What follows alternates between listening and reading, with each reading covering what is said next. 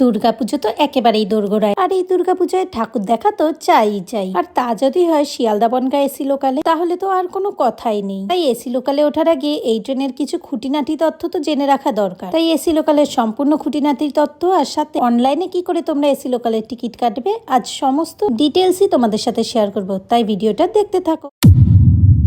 আমার জার্নি কিন্তু শুরু হয়েছিল দমদম ক্যান্টনমেন্ট স্টেশন থেকে। 1 নম্বর প্ল্যাটফর্ম থেকে টিকিট কেটে ওভারব্রিজ ক্রস করে সন্ধ্যাবেলা গিয়ে পৌঁছেছিলাম ক্যান্টনমেন্ট স্টেশনে 2 নম্বর প্ল্যাটফর্মে। সেখানে গিয়ে আরেকটা নতুন ট্রেনের সাথে দেখা হয়ে যায়। এটা হল ক্যান্টনমেন্ট বনগাঁ লোকাল। এই ট্রেনের কারণে জানো প্রচুর মানুষের খুব সুবিধা হয়েছে। কিন্তু আজ এই ট্রেনে আমার গন্তব্য না, আমার গন্তব্য 2 নম্বর প্ল্যাটফর্মে আসে এসি লোকাল। সন্ধ্যে 6টা 14তে শিয়ালদা থেকে ট্রেন ছেড়ে ক্যান্টনমেন্টে এসে দাঁড়াবে 6টা 33-এ। আর ঠিক 6টা 33-এই হঠাৎ করে ট্রেনের আওয়াজ শুনতে পেলাম। তাই জন্য এগিয়ে গিয়ে দেখি এ তো train number 33761 Sealdah Ranaghat AC local via Bongaon. আজ প্রথমবারের জন্য এসি লোকালে উঠবো, তাই জন্য তোমাদের মতো কিন্তু আমিও ভীষণ হ্যাপি। ট্রেনটা এসে দাঁড়াতেই ধীরে ধীরে গেটটাও খুলে গেল, আর ভেতরে ঢুকে দেখি ভালোই মোটামুটি ভিড় আছে। মোটামুটি ভিড় আছে বললে ভুল হবে, বসার জায়গা কিন্তু একটাও ছিল না জেনারেল কম্পার্টমেন্টে। তারপর ধীরে সুস্থে একটা জায়গায় গিয়ে জায়গা বের করে বসে দেখলাম গেটটাও ধীরে ধীরে বন্ধ হয়ে গেল। কিন্তু আমি যেহেতু জেনারেল কামরায় যাতায়াত খুব একটা করি না, তাই জন্য খুঁজছিলাম যে লেডিস বগিটা কোথায়। তারপর দেখলাম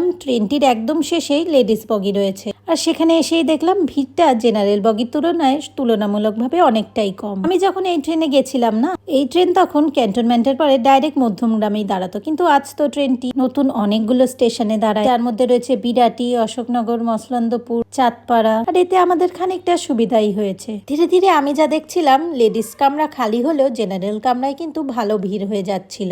ধীরে ধীরে দেখো তোমাদের সাথে কথা বলতে বলতে ট্রেন কিন্তু বারাসাতেও পৌঁছে গেছে।